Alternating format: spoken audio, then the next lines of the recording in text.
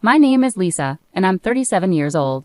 I live with my husband Larry. We both work for the company that Larry's dad started. Even though his dad retired, he turned a small construction business into a huge company making $300 billion a year. He bought other construction companies and was known for being tough but skilled in business. Larry grew up privileged and gentle. I worry he's too soft for the tough business world, despite being chosen to lead the company after his dad. Recently, I've started to doubt if Larry is right for the job or even for me as a husband.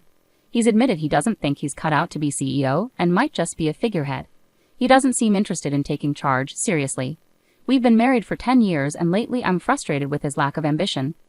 Unlike Larry, I see myself as someone who makes decisions easily. My father-in-law, when he was active in the company, noticed this about me and gave me different tasks to handle.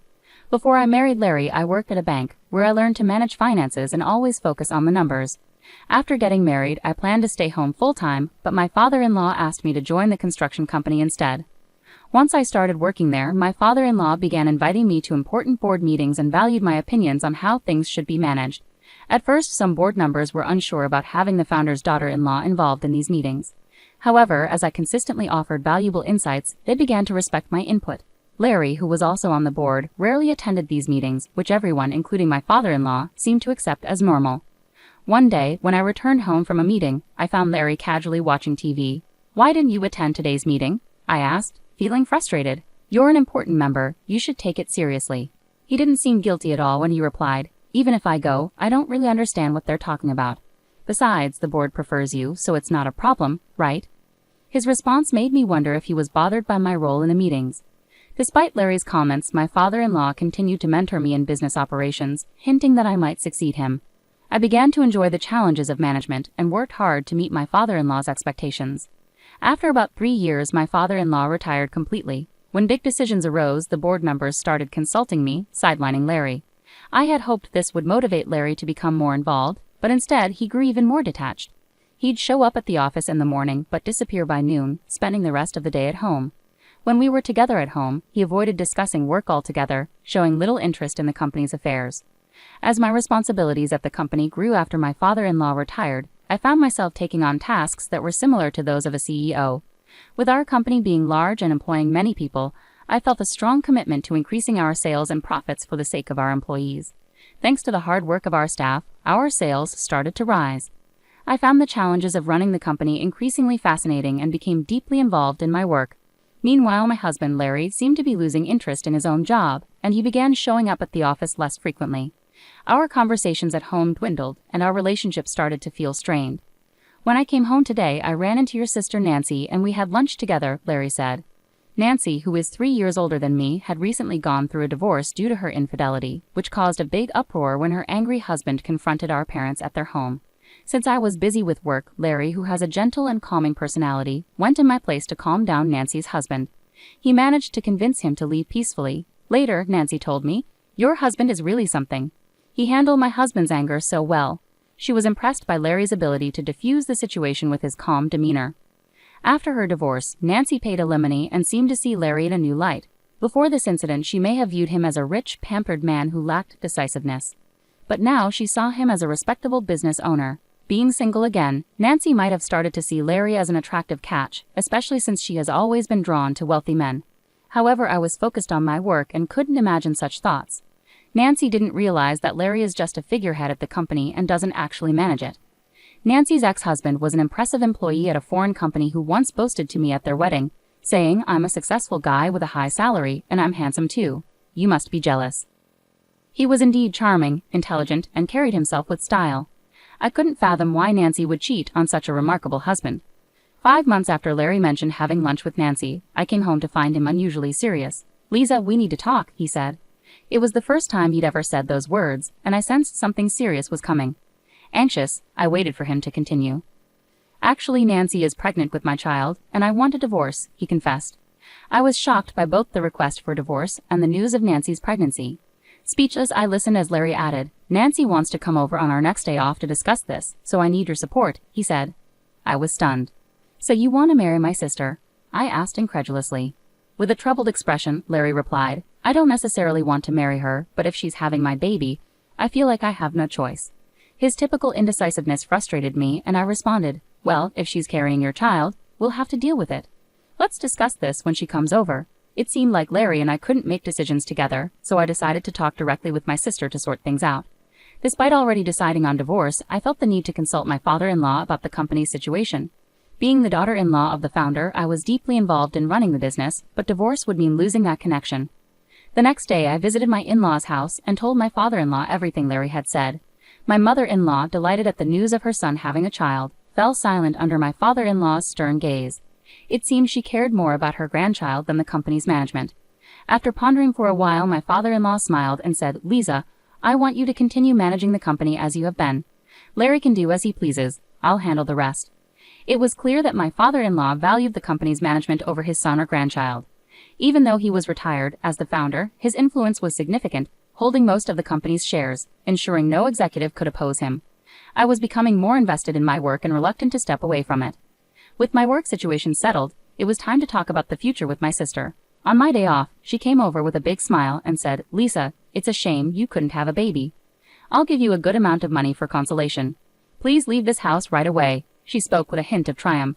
My husband sat silently through our conversation, despite being the cause of the issue. I was shocked by his indifferent demeanor and replied, "Divorce is fine, but we also need to discuss alimony and property division with a lawyer to settle things properly."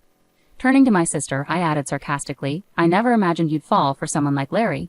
She glared at me briefly but quickly composed herself. "I've come to realize that it's not about looks with men, it's about what's inside," she said. It struck me as amusing to hear her speak so confidently about understanding my husband's true nature. Holding back my amusement, I said, "That's wonderful. I hope you'll be happy together from now on." The inner self my sister referred to might have been money. She seemed to believe my husband was the president of my father-in-law's company, though she clearly hadn't heard it from him directly. After our discussion, my sister announced she would move in and had a moving company ready. Anticipating her quick decisions, I had already arranged for a new apartment and only took essentials with me. I hired a lawyer to prepare documents for property division and alimony. The next day, after moving my belongings, negotiations began with my husband and sister, led by my lawyer. My husband remained silent with an indifferent expression, while my sister did all the talking. "As I mentioned earlier, I'm willing to pay whatever alimony you decide on. Please take your time to decide," my sister declared. Upon hearing this, my lawyer decided to pursue alimony from both my husband and sister. Knowing my sister was already making alimony payments to her ex-husband, the lawyer had warned it might be challenging to claim more from her. However, since she offered to pay whatever I wanted, we proceeded with the claim. When discussing the division of property, my sister confidently stated, "This mansion originally belongs to Larry's family, so it shouldn't be included in the property division, right?" The lawyer calmly replied, "This building and the land are owned by the company, so that decision rests with the company."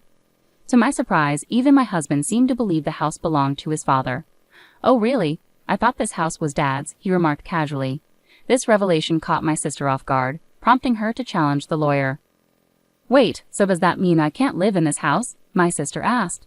The lawyer replied in a matter-of-fact tone, "Since it's owned by the company, you can stay if the company allows it." Relieved, my sister responded, "Oh, you should have said that earlier. It's fine as long as Larry, the president, lives here." The lawyer looked momentarily surprised, then burst out laughing. "What are you talking about? Lisa is the president, not Larry." Realizing my sister had planned to move in with my husband without knowing this fact, I couldn't help but laugh. She turned to Larry in shock and exclaimed, "Larry, you're not the president?" I intervened on behalf of my husband, who looked troubled, and clarified to my sister, "Larry holds the title of advisor without any executive authority. I, on the other hand, serve as both an executive director and president. When our father-in-law, the founder, retired, he appointed me to these roles." The other executives supported this decision without opposition. As for Larry, he receives an executive salary due to his father's arrangement, but it's more symbolic than practical since he doesn't perform executive duties. In fact, his salary is less than what a regular employee would earn, and I cover all our living expenses. He's indifferent to our household finances and was unaware that our home, though company-owned, was subject to rent set by my responsible father-in-law. I saw it as a standard rental agreement. While I considered this normal, the lawyer, still chuckling, asked me, "Can we continue renting this house to Larry?" My sister reacted strongly to the mention of rent from the lawyer. "Rent? Are you serious? This is company property. It should be free," she exclaimed. The lawyer, still amused, presented the rent amount, which shocked both my sister and her husband, Larry, who seemed unaware of this expense until now. "Wow, that's a hefty rent. I can't afford that with my salary," Larry admitted. His executive compensation wouldn't cover such high rent, leaving little for their living expenses. Throughout our 6 years of marriage, Larry's modest executive salary had been fully spent, just as my salary had been drained by our high living costs. With few assets left, dividing our savings was the only practical solution. After the lawyer left, my sister realized the mansion she had hoped to live in was actually rented, leaving her visibly disappointed. Meanwhile, Larry appeared unfazed, maintaining his usual grin. I suggested, "Why don't you move back to your parents' house? Your mother was thrilled about the pregnancy news." Larry agreed, but inside I couldn't help but chuckle at the irony of arranging this for my soon-to-be ex-husband. I started to worry about whether this unreliable man could handle fatherhood, but quickly decided it was no longer my concern. I turned to my sister, who appeared to have forgotten about her own alimony situation, and asked, "Are you okay with the alimony payment, sis? You seemed confident earlier, but you're also paying your ex-husband, right?" She looked stunned, snapping back to reality. "Alimony?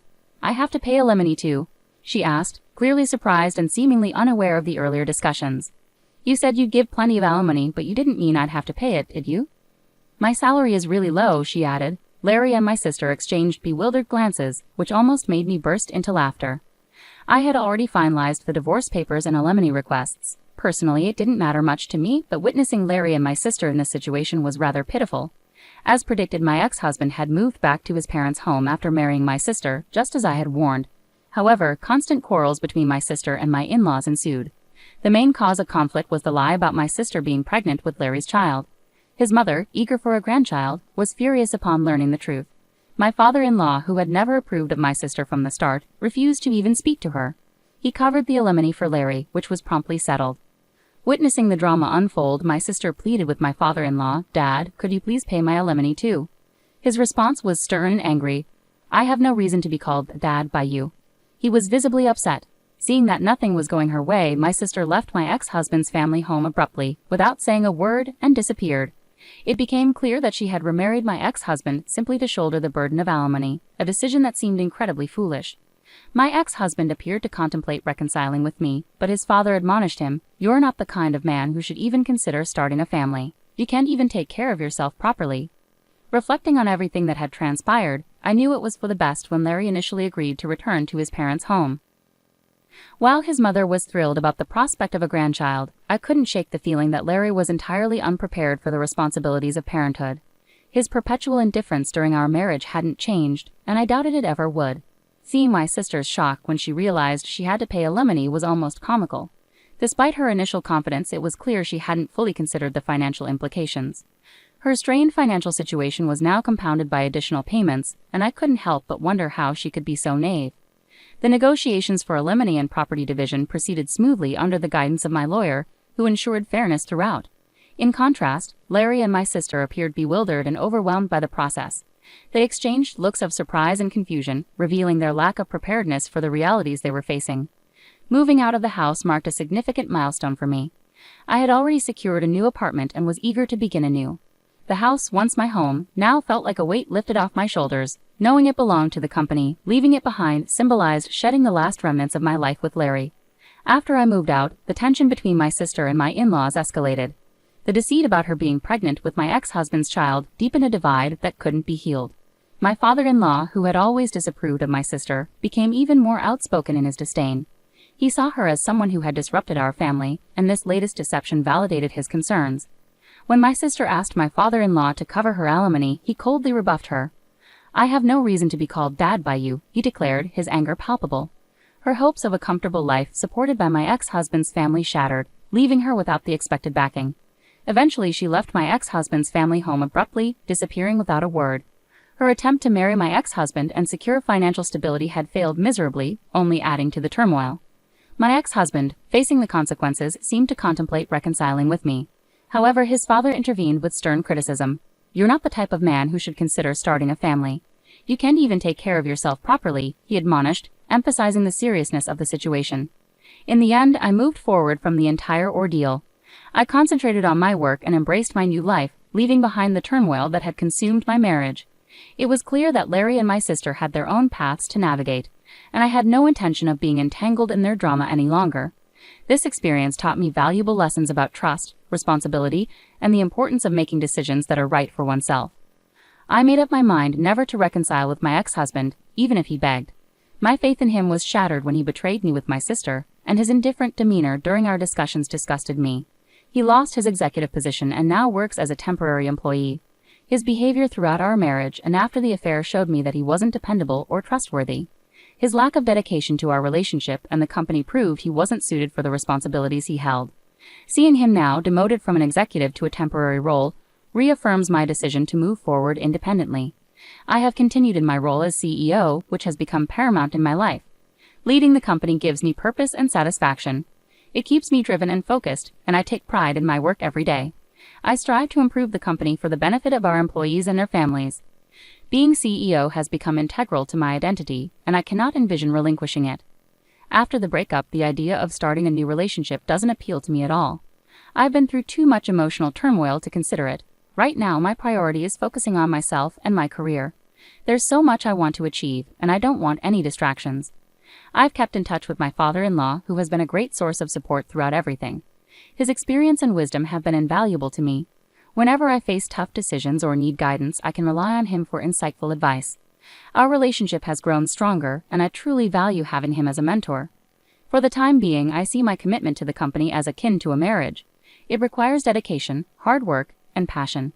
My goal is to ensure the business thrives and our employees have job security and a stable future. Their well-being is my priority, and I take my role as CEO very seriously.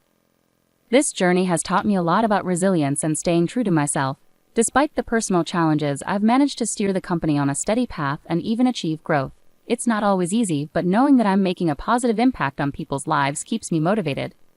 Ultimately, my focus remains on leading the company and supporting my team. I'm determined to build a successful future for all of us. While my personal life has had its share of ups and downs, my professional life provides stability and a sense of accomplishment. This is where I draw my strength and where I choose to channel my energy for the foreseeable future.